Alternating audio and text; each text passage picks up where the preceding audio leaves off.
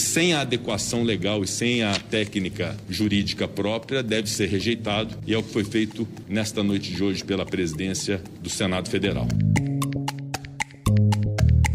Alguns querem que ele seja imediatista. Eu sei o que tem que fazer, dentro das 4 linhas da Constituição. Não admitiremos nenhuma postura de indisciplina, como foi feita pelo coronel Alexander, e agora ele está afastado da Polícia Militar. Aqueles perpetradores do ataque,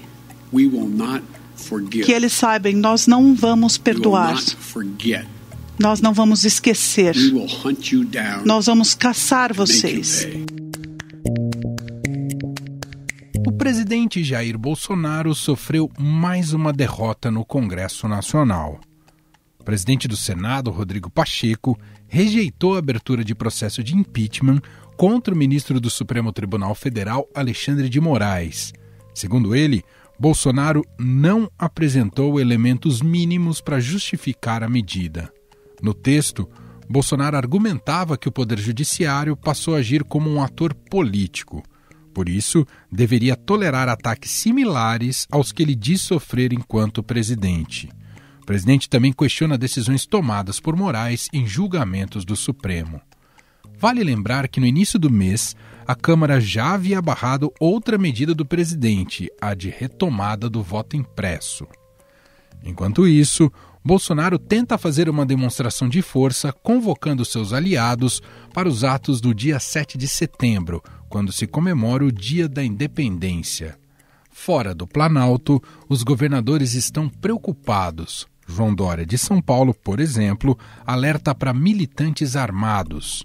O sinal vermelho acendeu quando 2 coronéis da PM paulista, um da ativa e outro da reserva, convocaram seus pares para a manifestação. E ainda no final do episódio de hoje, vamos tratar sobre os atentados em Cabul, no Afeganistão, realizados pelo Estado Islâmico, que deixou mais de 10 militares mortos dos Estados Unidos e pelo menos 60 civis afegãos. E quem vai comentar com a gente o que se passa por lá é o editor de internacional aqui do Estadão, Luiz Hatz. Bom, em 20 segundos, vamos abordar então esses assuntos com os nossos jornalistas de Brasília, Vera Rosa e Felipe Frazão, que cobrem o dia a dia da política. Estadão Notícias. O câncer de próstata é o tipo mais comum de câncer entre a população masculina, representando 29% dos diagnósticos da doença no país. Saiba mais sobre a doença na edição do podcast que será publicado nesta sexta-feira, aqui nesse canal do Estadão Notícias. Vila Nova Star, o estado da arte na saúde. Estadão Notícias. Conexão com Brasília, com os nossos repórteres. Começar aqui por Vera Rosa, que é super colunista do Estadão. Olá, Vera, tudo bem? Oi, Emanuel, tudo bem? E você? Tudo bem, vamos que vamos. Felipe Frazão também, apostos, direto da capital federal. Olá, Frazão. Olá, Emanuel. Olá, Vera. Olá, nossos queridos podcasters. É isso. Oi, Frazão, um abração para você, saudade. Também. Muito bem. Só avisar mais uma vez que no final desse podcast, depois da conversa com a Vera e com o Frazão, a gente vai ter uma participação especial do Luiz Hatz, editor de internacional aqui do Estadão, para a gente tratar um pouco mais do que está acontecendo lá no Afeganistão. Bom, saindo do Afeganistão, então, vindo aqui para os problemas domésticos do Brasil, na sua cruzada contra o judiciário, o presidente Jair Bolsonaro acumulou mais derrotas nessa semana. O ministro do Supremo Tribunal Federal, Edson Fachin, decidiu arquivar a ação assinada pelo presidente que tentava tirar o poder do tribunal de abrir investigações por iniciativa própria sem pedido do Ministério Público Federal.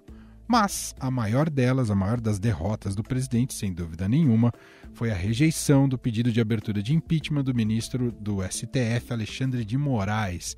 Com a decisão, o presidente do Senado, Rodrigo Pacheco, marcou um importante distanciamento a Bolsonaro e evitou uma confusão maior. Eu não sei ao certo, meus caros Vera Rosa e Felipe Frazão, se o Bolsonaro de fato apostava que esse pedido de impeachment contra o Moraes poderia prosperar ali no Senado. ele gosta de jogar com a confusão, independentemente do resultado dessas suas ações. De qualquer forma, é uma derrota dele e o Pacheco ganha um protagonismo aí, né, Vera? Com certeza, Emanuel. Respondendo a sua pergunta, eu acredito, pelo que a gente apura aqui em Brasília, conversando, né, com os auxiliares do presidente, que ele já sabia, mesmo antes do presidente do Senado, Rodrigo Pacheco, indicar ainda na semana passada que rejeitaria esse pedido, mesmo antes do Pacheco dizer isso, ele já sabia que a tendência disso era o arquivamento mesmo. Mas, como você disse, ele quer fazer um movimento político, né? É uma estratégia dele essa, né? Ele abriu um inquérito de fake news que nem está tipificado no Código Penal. O Código Penal não está escrito a palavra fake news. Mas aí o que aconteceu foi que nesta quarta-feira o Pacheco anunciou que arquivaria o pedido de impeachment contra o ministro do Supremo Tribunal Federal, Alexandre de Moraes, e disse, inclusive, que o arquivamento se baseou num parecer da Advocacia do Senado, que avaliou que essa petição do presidente Bolsonaro era improcedente, porque não tinha nenhum motivo para processo de impeachment de autoridade judicial. De modo que o parecer da Advocacia Geral do Senado é nesse sentido, de que carece para o pedido a chamada justa causa. E nessa quinta-feira, o presidente Bolsonaro disse que quando o Pacheco aceitou abrir a CPI da Covid, não teve nada disso, não teve parecer da Advocacia do Senado. Do ministro Barroso para abrir a CPI da Covid, ele mandou abrir. Mas tem uma diferença significativa, né? A CPI é um instrumento da minoria. E o presidente do Senado é ele que autoriza ou não, né? O ministro do Supremo, presidente do TSE, Luiz Roberto Barroso, mandou ele abrir, ele cumpriu uma determinação, foi lá e abriu. Ele tem prerrogativa para isso. Nesse caso, do impeachment de ministro do Supremo, ele pediu um parecer da Advocacia do Senado. Frazão, eu estava falando aqui no princípio, né, dessas derrotas, tem essas derrotas tanto diretamente ali no Supremo Tribunal Federal, como eu disse, do Fachin, tem essa no Senado com o Rodrigo Pacheco, e agora o Bolsonaro percebe que na sua relação com o Congresso, o apoio mesmo, só Lira está aparentemente mais do lado dele, né, Frazão? Sim, ele tem ainda a Câmara mais ou menos sobre um controle, uma influência mais forte do Palácio do Planalto, né? Já vinha se desenhando, né, Vera, uma resistência, ou o Senado fazendo o papel de uma casa mais revisora.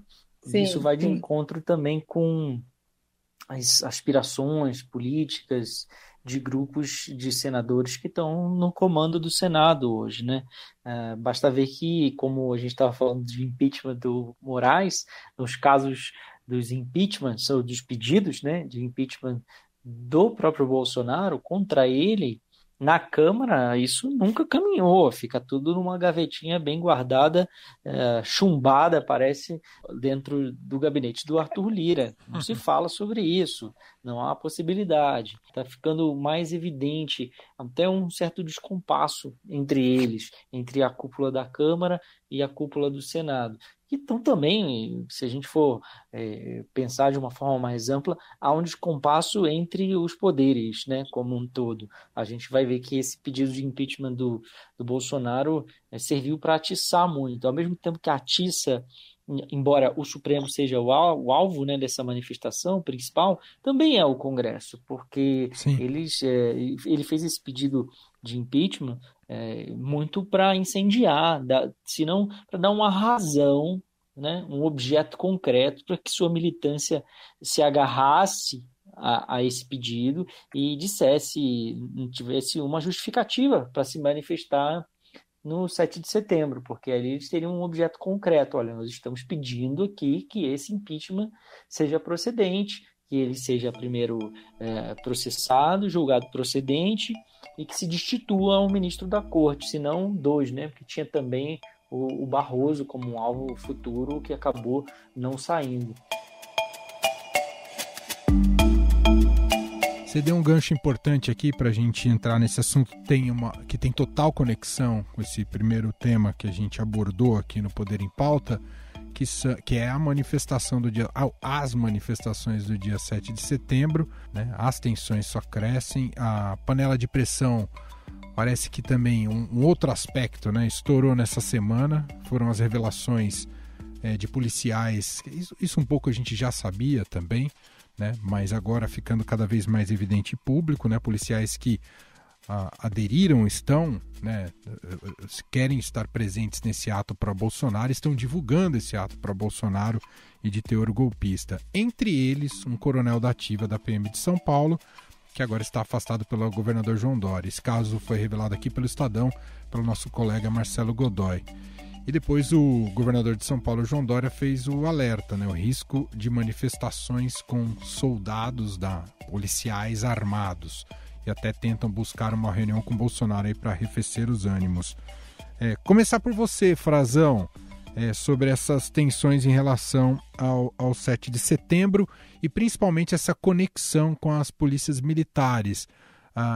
Me parece que ficou um grande ponto de interrogação qual que é o tamanho da adesão desses soldados ao Bolsonaro, se eles de fato estariam dispostos a rasgar o que pede a Constituição, ô Frazão.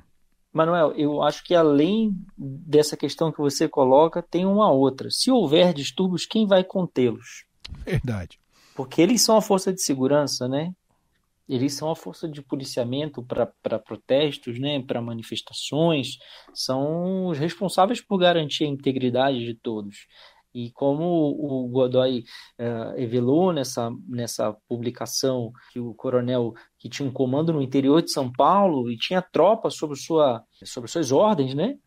Alexander Lacerda. Né? Ele tinha, esse coronel, ele estava na ativa, ele tinha comandados isso torna tudo muito mais grave, mas não é só ele, são vários outros coronéis, alguns da reserva, que também estão fazendo, como o coronel Melo Araújo, que foi da Rota, que é uma das unidades mais tradicionais em São Paulo, da polícia, que estava convocando a concentração, apesar de ele estar na reserva e poder se manifestar politicamente, mas ele estava convocando os veteranos policiais para se concentrarem na frente do batalhão, na porta do batalhão no domingo, na terça-feira. Nós temos que dia 7 de setembro ajudar o nosso presidente Bolsonaro. A Polícia Militar do Estado de São Paulo participou dos principais movimentos do nosso país. Eles estavam convocando para levarem símbolos da polícia, para demonstrar que a polícia,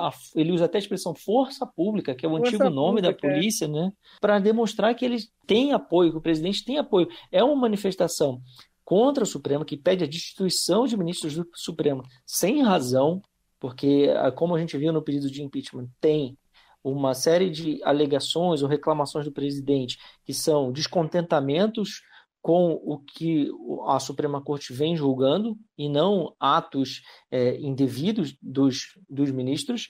E, além disso, voto impresso que já foi julgado, e já foi, na verdade, votado, né, no Congresso e rejeitado, e também uma manifestação em apoio ao presidente. Então tem essa questão que é muito importante, essa adesão, essa afinidade de pensamento de muitos nas tropas já vem preocupando há muito tempo especialistas em segurança pública. O Fórum Brasileiro de Segurança Pública já fez uma série de pesquisas, monitoramentos e identificou essa adesão, essa radicalização na base da tropa. Eu tenho conversado com militares oficiais, generais das Forças Armadas que também têm essa preocupação, manifestam esse risco. Outros ex-ministros da Defesa também se preocupam de uma maneira geral, e os próprios governadores, porque já viram no passado recente as polícias agirem de forma diferente quando a manifestação é pró ou contra o governo federal, e também já vimos motins, greves ilegais ocorrerem com o apoio da base do presidente Jair Bolsonaro e com a sua, se não o apoio explícito dele, uma certa omissão ou uma vista grossa para essas manifestações, e que, na verdade, eram greves ilegais, como houve no Ceará, e havia risco de que isso se espalhasse em outros estados, como o Espírito Santo também. Então, há esse problema que a gente identificou em São Paulo, mas há também uma politização nas polícias em outros estados. E esse é um tema que é grave. E a gente não sabe, de fato, qual vai ser a capacidade dele de mobilizar, de juntar pessoas, mas há uma tensão muito grande para que distúrbios ocorram. Tanto é que o Dória não quer deixar outras manifestações tradicionais, né, para ocorrerem em São Paulo para questão de oposição ao governo. Uhum. E aí ele está com receio de que haja um confronto. Ô Vera, e o presidente Bolsonaro tem tratado esse 7 de setembro como uma cartada, uma espécie de ponto de virada, porque o governo vive um momento muito difícil, né? Não só pela queda de popularidade dele, mas o próprio contexto, né, em que o Brasil vive neste momento, econômico, social, tudo joga contra o Bolsonaro. E me parece que isso torna esse 7 de setembro ainda mais problemático, né? E os governadores, de alguma maneira, demonstraram isso também na reunião, um grande receio do que pode acontecer nesse feriado, hein, Vera? Com certeza, Emanuel. O presidente Bolsonaro tem tratado esse 7 de setembro, já disse, inclusive, isso, que vai ser a segunda independência do povo brasileiro,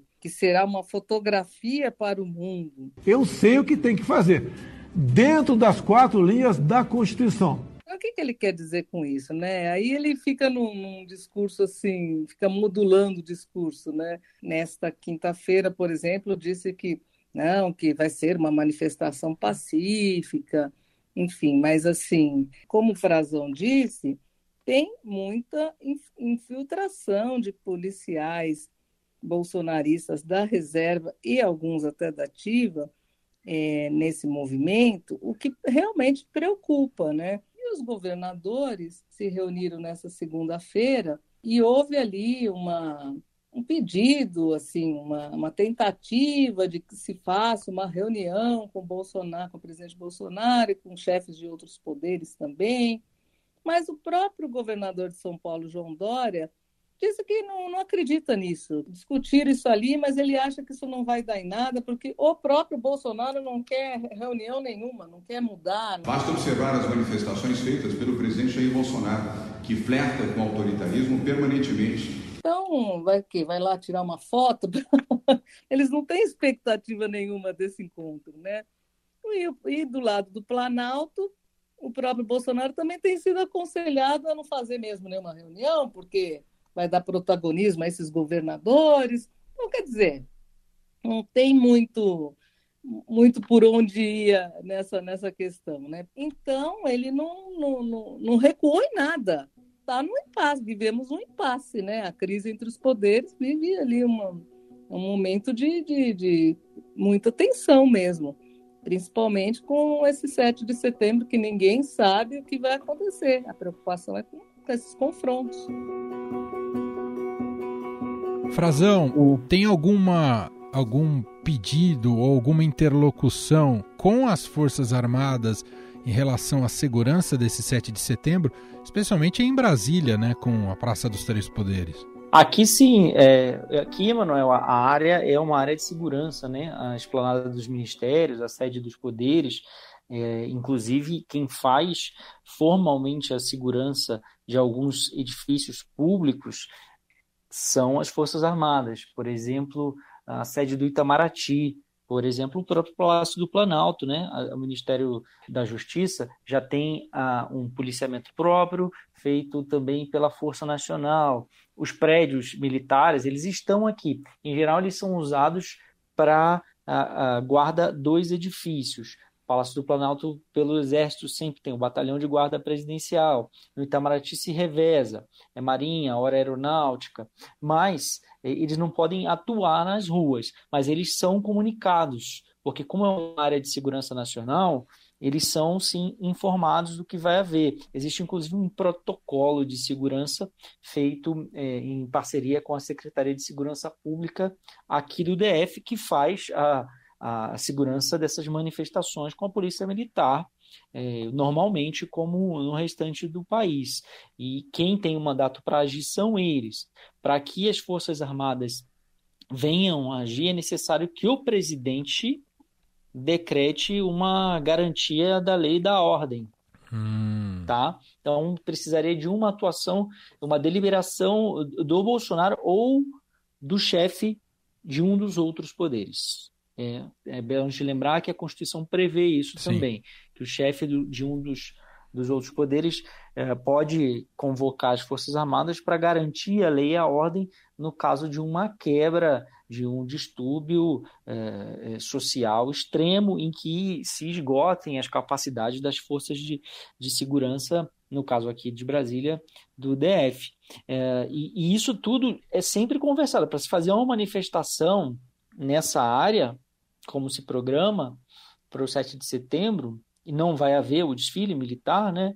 Mais uma vez, por causa... Não tem nada a ver com essas manifestações, mas é por causa da pandemia. Já estava programado há vários meses que não haveria pelos militares, inclusive aqueles tanques que passaram aqui para a Operação Formosa e deram uma voltinha ali no palácio para o presidente tirar umas fotos, soltaram fumaça, já tinham voltado para suas unidades militares. Geralmente eles ficam para participar do desfile de 7 de setembro por causa da coincidência de datas. Agora, não havendo a manifestação, precisa da autorização da Secretaria de Segurança Pública, né, do governo do Distrito Federal, e dando ciência aos demais órgãos. Tem uma tensão mesmo no ar, sobretudo também porque, como a Vera falou, né, ninguém sabe bem quem é que vai, porque a pauta é muito específica, uma pauta muito do presidente, mas tem várias bases deles, né, Vera, convocadas, bases, os grupos, né, os nichos de caminhoneiros prometendo parar nas estradas, participar da manifestação, ruralistas, evangélicos. Há uma inédita convocação de líderes, diversos líderes evangélicos estão fazendo convocações nos cultos, né, cultos alguns presenciais, outros transmitidos ao vivo no altar das suas igrejas, como o Silas Malafaia, o Samuel Câmara, que que me chamou muita atenção porque é da Assembleia de Deus, uma igreja muito tradicional, e lá na região norte ele participou dessa convocação. Eles estão prometendo, embora não haja uma pauta cristã, moral, nesse 7 de setembro. A pauta é voto impresso e destituição de ministros do Supremo, mas estão prometendo participar. Os policiais da ativa ou da reserva que a gente conversou agora há pouco. E também me chamou a atenção uma coisa que a Vera falou, né? Se o presidente está querendo fazer uma demonstração do seu apoio ao mundo, né? Que isso essa imagem vai para o mundo. Fotografia para o mundo. Pois é. Posso lhes contar que eu tenho conversado nas últimas semanas com diplomatas estrangeiros aqui no Brasil, inclusive o Estadão, a gente publicou no Estadão sobre isso. Há um acompanhamento bem profundo sendo feito, as embaixadas estão relatando para suas capitais, principalmente as grandes democracias do mundo, nos Estados Unidos. Eu conversei com diplomatas americanos, conversei com diplomatas europeus, diplomatas de países asiáticos, como a Índia, que é a maior democracia do mundo, e há sim relatos de preocupação com a estabilidade do Brasil, porque a hora o Bolsonaro ameaça uma ruptura, ele testa o limite, depois diz que não vai ter ruptura. Então eles estão acompanhando tudo isso, há uma preocupação e a imagem do Brasil está muito ruim lá fora, e eles dizem inclusive que ela é pior no exterior do que eles aqui em Brasília de fato conseguem captar. Bom, até para fechar o nosso papo aqui do Poder em Pauta, eu por enquanto vou me apegar à frase a declaração feita nessa semana, né, teve o Dia do Soldado com participação do presidente Jair Bolsonaro, e ali o comandante do Exército, Paulo Sérgio Nogueira de Oliveira, deu um recado importante, né, disse que as Forças Armadas estão sempre prontas a cumprir a missão delegada pelos brasileiros na Carta Magna, ou seja, deu indicativos ali que não há margem para golpe. Ainda falou que o compromisso das Forças Armadas é com os anseios de tranquilidade, estabilidade e desenvolvimento. Assim esperamos que isso de fato se concretize e seja, digamos, o horizonte para o Brasil nas próximas semanas, porque não está fácil, o clima está de muita tensão.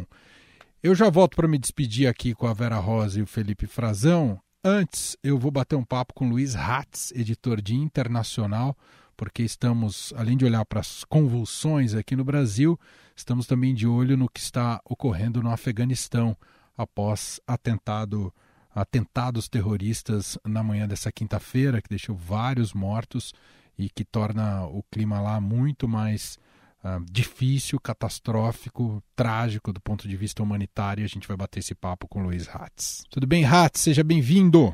Olá, Emanuel, tudo bem? Prazer conversar contigo, cara. Bom, Hatz, essa saída que já se mostrava um tanto turbulenta, né, e vinha abrindo várias frentes de crise humanitária, geopolítica e tal, nessa quinta-feira de manhã se mostrou trágica também com esses atentados em Cabul, né, reivindicados aí por um braço afegão do Estado Islâmico. Queria que você explicasse um pouco para a gente, para os nossos ouvintes, essa dinâmica, né, dessa miríade de grupos terroristas que estão atuando ali no Afeganistão e que tornam um cenário muito mais complexo do que a gente imaginava, né, Hatz? Pois é, então, o Afeganistão, ele é um lugar super complexo do ponto de vista aí da militância islâmica, né, porque a gente tem diversos grupos que competem e ali muitas vezes se aliam entre si, que têm objetivos que ora são distintos, ora são similares, né? Então a gente tem o Talibã, a gente tem a Al-Qaeda, que a maioria das pessoas vai lembrar que o Talibã abrigou a Al-Qaeda na época do Bin Laden, né, dos atentados do 11 de setembro, e agora tem o Estado Islâmico na província do norte do Afeganistão, que neste momento a maioria dos analistas diz que tem objetivos distintos dos objetivos do Talibã. A retirada americana, claro, né, criou-se um cenário aí de vácuo político e militar. É rival do Talibã, acha que o Talibã não é duro o suficiente, né, acha que o Talibã de certa maneira fica mole, se a gente pode fazer uma brincadeira com a questão, mas tem uma visão muito mais radical, muito mais linha dura do que o próprio Talibã, né? Então você pode imaginar como é o grupo. E aí, de uma maneira até, de certa forma, oportunista, aproveitou para esse cenário de, assim, os Estados Unidos preparando a retirada dos cidadãos americanos e dos afegãos que colaboraram com eles, com a ajuda, até certo ponto, do Talibã, que estava fazendo ali o perímetro do aeroporto, e fez esse ataque, tanto para, enfim, atacar os americanos, né, que são aí o grande inimigo desses grupos mais radicais, como também para dar uma demonstração de força dentro do Afeganistão para o Talibã, né? Então, assim, em Minas Gerais, é mais ou menos o que aconteceu ontem. O Hatz, a situação que já era também constrangedora para os Estados Unidos, né, pelo tempo que ficou no Afeganistão, se tornou um pouco mais humilhante, né, com esses atentados terroristas. Como é que você avalia aí a resposta e o discurso do Biden, que diz agora que vai caçar esse grupo? É isso mesmo, Hatz? O Biden estava numa sinuca, né, porque ele tem gente que ele precisa tirar de lá, né, tem ainda muitos americanos lá, tem os afegãos que ajudaram as tropas da OTAN, que ele também fez o compromisso de tirar. O prazo está acabando, ele não pode deixar barato, né, porque, enfim, morreram americanos lá, 12. Ele está, de certa forma, nos ataques, porque ele precisa tirar gente que está até atrás das linhas inimigas, entre aspas, né? Assim, tem gente que está em outros lugares de Cabul, até mesmo do Afeganistão, que ele precisa retirar. E ele teve quem você falou, esse episódio, acho que é o segundo ataque mais violento, né? Desde o início, lá em 2001.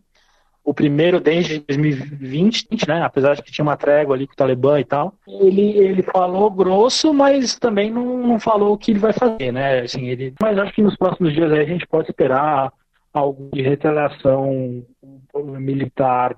Muito bem, Luiz Hatz, editor de Internacional do Estadão, participando aqui com a gente do podcast para a gente entender um pouco mais a situação calamitosa ali no Afeganistão com a saída das tropas americanas. Obrigado, viu, Hatz? Bom trabalho. Imagina, meu bom trabalho para vocês aí. É isso, de volta aqui com os meus colegas, os repórteres de Brasília do Poder em Pauta, Vera Rosa e Felipe Frazão, para a gente se despedir agora em definitivo. Primeiro, Vera Rosa, com você que anuncia que vai demorar um pouquinho para voltar, porque parece que te deram férias, pelo que entendi, né, Vera? Exatamente, Manuel. Eu estarei de férias a partir de 1º de setembro, mas estarei escutando vocês, viu? Ah, não, Vera, pode descansar, desligar. A gente não consegue totalmente, né? Se quiser fazer uma pontinha, né, Vera? Ligar lá da praia, lá da Bahia. Você vai pra Bahia ou não? Vera adora a Bahia, sabe tudo, pode dar umas dicas. Eu pretendo ir pro Ceará, se a pandemia permitir, né? Ai, que delícia, Vera. Bom, boas férias.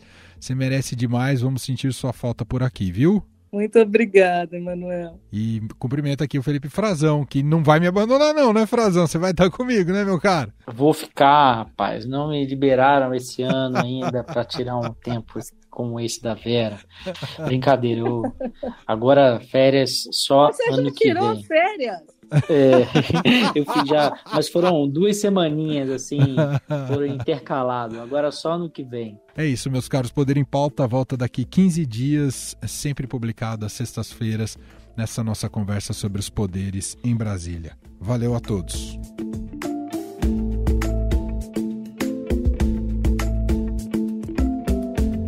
E este foi o Estadão Notícias de hoje, sexta-feira, 27 de agosto de 2021. A apresentação foi minha, Emanuel Bonfim, na produção, edição e roteiro, Gustavo Lopes e Ana Paula Niederauer. A montagem é de Moacir Biasi e o diretor de jornalismo do Grupo Estado, João Fábio Caminoto. O nosso e-mail, podcast@estadão.com. Um abraço para você, um bom fim de semana e até mais!